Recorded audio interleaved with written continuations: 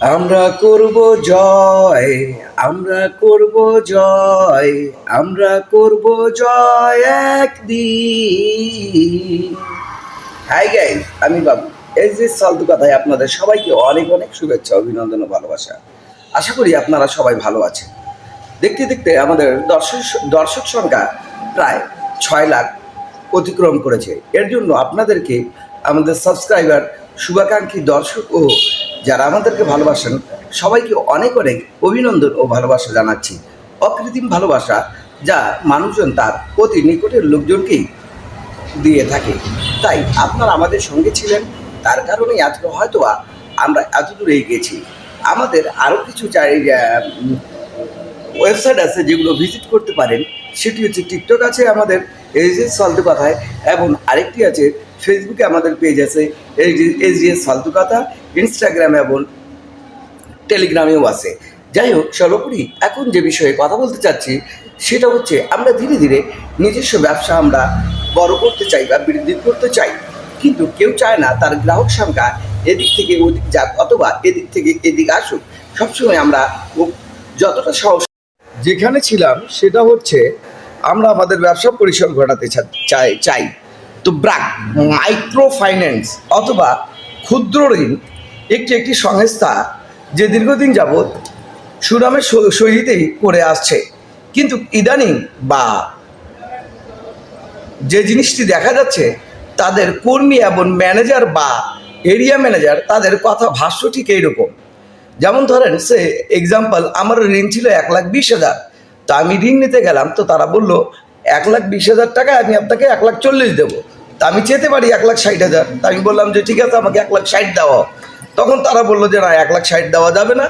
সে সময় কোনো যদি আপনার হচ্ছে সদস্য যদি বলে যে ঠিক আছে, আমি কি হলো গিয়ে আর লোন নেবো না, রাগের মাথায় বলে দিল আমি লোন নেব না, সেই ক্ষেত্রে তারা একবারে ওইটাই মনে হয় সংবিধানে লেখা যে সেটাই তারা ধরে রেখেছে এবং বলছে যে না, আপনার তাহলে সঞ্চয় আপনি নিয়ে নেন, আপনি সঞ্চয় নিয়ে আমাদের এখান থেকে আপনারা বের হয়ে যান। যদি এই অবস্থা হয় আমাদের দেশের, এই অবস্থা হয় মাইক্রো ক্রেডিটের, কারণ তারা তো ফ্রিতে টাকা দিচ্ছে না, তারা তার 13.5% উপরেই টাকা কিন্তু তারা নিচ্ছে। তো সেই হিসাবে যদি তাই হয়ে থাকে, তবে মাইক্রো ক্রেডিট এই নামটি কেন দিয়ে তারা ব্যবসা চালু করছে আমার জানা নেই। যদি জানা থাকে তাহলে অবশ্যই জানান। এর জন্য আমি সরাপন্ন হচ্ছি, পর্যবেক্ষণে আছেন বা মূল আপনার হচ্ছে প্রশাসনিক দায়িত্বে আছেন, তারা অবশ্যই এই জিনিসটি দেখেন। অবশ্যই আমি এটি হ্যাশট্যাগ করব, অবশ্যই আমার হ্যাশট্যাগ করা উচিত, কারণ ঢাকা থেকে শুরু করে বর্তমানে যতগুলো আপনাদের কি কয় হলো গিয়া মাইক্রো ক্রেডিটের যতগুলো আছে সব কিছুতেই আমার যাবে এবং উইথ লিখিত অ্যাপ্লিকেশন যাবে। আমার 1,60,000, আমার 1,20,000 টাকা লোন ছিল।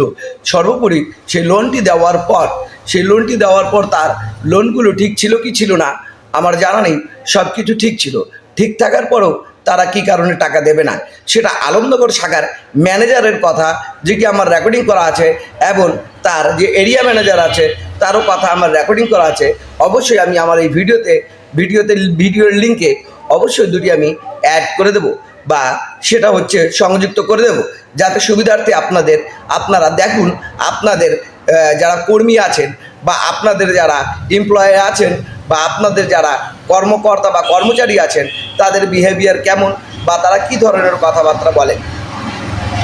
যেখানে ব্যবসা পরিসর ঘটানোর কথা, সেখানে যদি এই ধরনের তারা কথা বলে, তাদের মুখ থেকে যদি এই ধরনের কথা আসে, তবে হচ্ছে অনাকাঙ্ক্ষিত কথাবার্তা বা অনাকাঙ্ক্ষিত সব কিছু।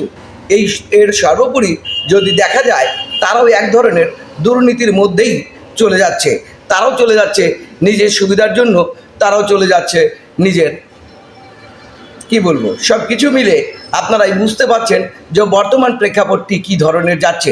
ব্র্যাক মাইক্রো ফাইন্যান্স, আবারও বলছি, ব্র্যাক মাইক্রো ফাইন্যান্স, যারা মাইক্রো ফাইন্যান্স নিয়ে এত মাথা ঘামান, যারা মাইক্রো ফাইন্যান্স নিয়ে যারা ব্যবসা করেন, তারা তো বিনা লাভে টাকা দেন না, লাভ নিয়েই টাকা দেন, তবে সুদ নিচ্ছেন। তবে তারপরেও কেন আপনারা একজন সদস্যকে হয়রানিমূলক 1.5-2 ঘন্টা অফিসে বসা রাখে, তারপর বলেন যে ভাই আসলে লোন দেওয়া সম্ভব না, আপনি সঞ্চয় তুলে নিন। এর অর্থটা কি? এর অর্থ আমার জানা নেই। এর অর্থ অবশ্যই অ্যাডমিনের কাছে আপনাদের জানতে হবে। আর অবশ্যই এই আলমনগর শাখার যেটা ইস্পাহানির বিপরীত সাইডে যেটা আলমনগর শাখার এখানে যার অফিস আছে, অবশ্যই তাদের প্রতিজনকেই আমার মতে নয়তোবা এটা নিয়ে আরও দুর্বার গতিতে আমি আন্দোলন তুলব, একাই আন্দোলন তুলব। আমার 6 লাখ ভিউয়ার আছে, তাদের কাছে আমার প্রতিটা ভিউ যাবে, প্রতিটি অনুষ্ঠানের প্রতিটি সার্বভৌম সব কথাই যাবে। কি কারণে তারা এই অনৈতিক কাজ করছে বা কেন তারা টাকা দেবে না, এটার অর্থ তাদেরকে সঠিকভাবে জানাইতে হবে। অবশ্যই তাদেরকে সকোজ দিয়ে জানানো উচিত তারা কি কারণে এই কাজটি করছে। তো গাইজ, এই পর্যন্ত আমি এসডিএস ফালতু কথায় বাবু, আজ এই পর্যন্ত। আবারও নতুন করে নতুন আঙ্গিকে নতুনভাবে কোনো কিছু অনুষ্ঠান নিয়ে আসবো। ততক্ষণ পর্যন্ত আপনারা ভালো থাকুন, সুস্থ থাকুন এবং অবশ্যই অবশ্যই অবশ্যই সাবধানে থাকুন। আল্লাহ হাফেজ।